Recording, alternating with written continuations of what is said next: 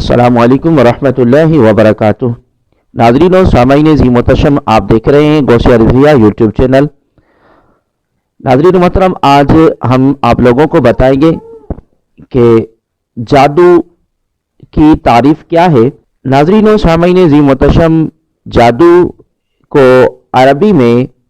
سحر کہا جاتا ہے، اور جادو کے لیے عربی زبان میں سحر کا لفظ استعمال ہوا ہے، جس کی تعریف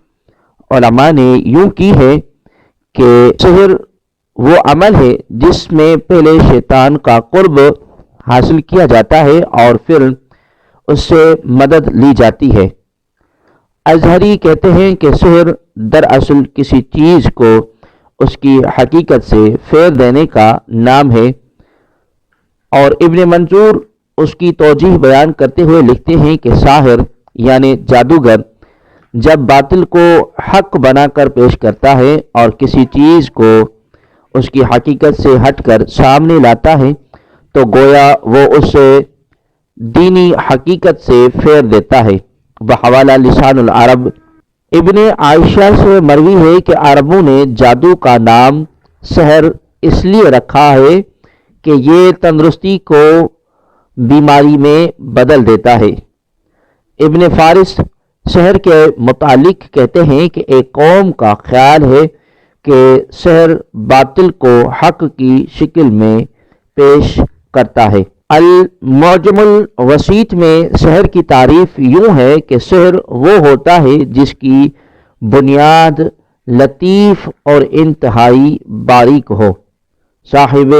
محیط المحیط کہتے ہیں کہ سحر یہ ہے کہ کسی چیز کو بہت خوبصورت بنا کر پیش کیا جائے تاکہ لوگ اس سے حیران ہو کر رہ جائیں۔ اب ناظرین و سامعین عزیز محتشم، ہم آپ لوگوں کو بتائیں گے کہ سحر شریعت کی اصطلاح میں کیا ہے۔ شرعی اصطلاح میں سحر کی تعریف کچھ اس طرح سے کی گئی ہے جس طرح امام فخر الدین رازی رحمۃ اللہ تعالی علیہ کہتے ہیں کہ شریعت کے عرف میں سحر یعنی جادو ہر اس کام کے ساتھ مخصوص ہے جس کا سبب مخفی ہو، اسے اس کی اصل حقیقت سے ہٹ کر پیش کیا جائے اور دھوکہ دہی اس میں نمایاں ہو۔ امام ابن قدامہ مقدسی کہتے ہیں کہ جادو ایسی گروہوں اور ایسے دم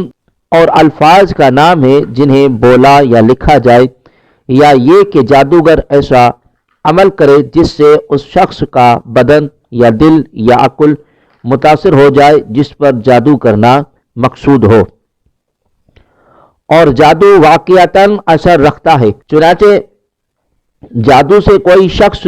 قتل بھی ہو سکتا ہے، بیمار بھی ہو سکتا ہے، اور اپنی بیوی کے قرب سے عاجز بھی آ سکتا ہے، بلکہ جادو خاوند بیوی کے درمیان جدائی بھی ڈال سکتا ہے اور ایک دوسرے کے دل میں نفرت بھی پیدا کر سکتا ہے اور محبت بھی پیدا کر سکتا ہے۔ بحوالہ المغنی جلد نمبر 10 صفحہ نمبر 104۔ امام ابن قیم کہتے ہیں کہ جادو ارواح خبیثہ کے اثر اور نفوذ سے مرکب ہوتا ہے جس سے بشری طباع متاثر ہو جاتی ہے۔ غرض